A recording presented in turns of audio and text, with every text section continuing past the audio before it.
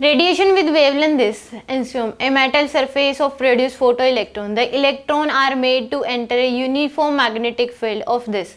If the radius of the largest circular path followed by the electron is 10 mm, the work function.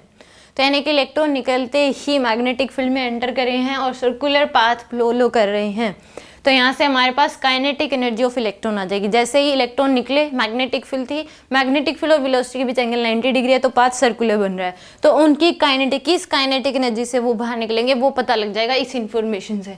तो हमें पता है kinetic R equal to क्या होता है, √2mk/qb।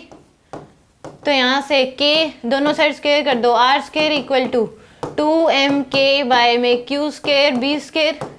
तो R square Q square B² divide by 2m equal to क्या हो जाएगी, काइनेटिक एनर्जी। ये हम इलेक्ट्रोमैग्नेटिज्म में पढ़ते हैं। तो यहाँ से K की वैल्यू निकाल लो। R की वैल्यू दे रखी है 10, 100 into 10⁻⁻6, charge 1.6 into 1.6 into 10⁻⁻38 into में मैग्नेटिक फील्ड दे रखी है 3 into 10⁻⁻4 into 3 into 10⁻⁻4 divide by 2 into में मास है 9.1 इंटू 10⁻31। तो यहाँ से हो जाएगा ये 10⁻⁻4, 10⁻⁻38, 10⁻⁻8 इंटू में 1.6 इंटू में 9 डिवाइड बाय 2 इंटू में 9.1। तो इसको तो कैंसिल कर दो, ये आ जाएगा 0.8 और ऊपर है 10⁻31। तो यहाँ से अगर अब देखें तो आएगा 1.6 इंटू में 0.8, तो आएगा 1.28 इंटू में 10⁻38 प्लस में 8 प्लस में 4 50। तो 10⁻⁻50 इंटू में 10⁻31, इसमें से माइनस कर दो 31, तो आएगा 19। तो 1.28 इंटू 10⁻⁻19 ये जूल में आई आपके पास। तो काइनेटिक एनर्जी इलेक्ट्रॉन वोल्ट में 1.28 इंटू 10⁻⁻19 डिवाइड बाय 1.6 इंटू 10⁻⁻19, ये कैंसिल।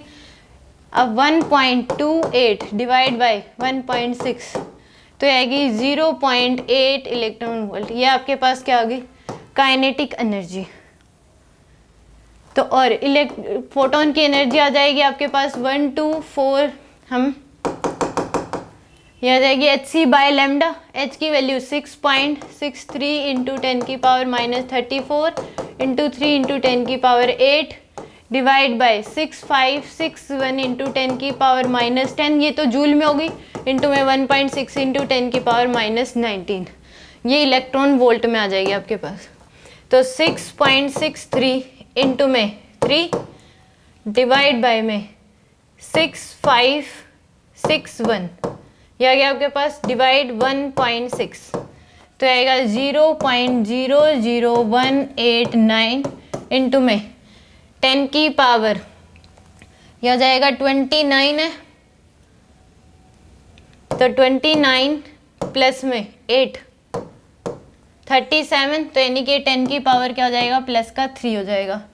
तो यानी कि 0.00189 इंटू में 1000, तो आएगा 1.89 इलेक्ट्रॉन वोल्ट। ये आ जाएगी आपके पास फोटोन की एनर्जी। तो EP इक्वल टू होता है K प्लस में वर्क फंक्शन, तो वर्क फंक्शन 1.89 माइनस 0.8, तो यहाँ से आपके पास 1.89 माइनस 0.8, तो आएगा 1.09 इलेक्ट्रॉन वोल्ट। यानी कि B ऑप्शन क्या होगा इसका, करेक्ट होगा। B ऑप्शन क्या होगा, करेक्ट।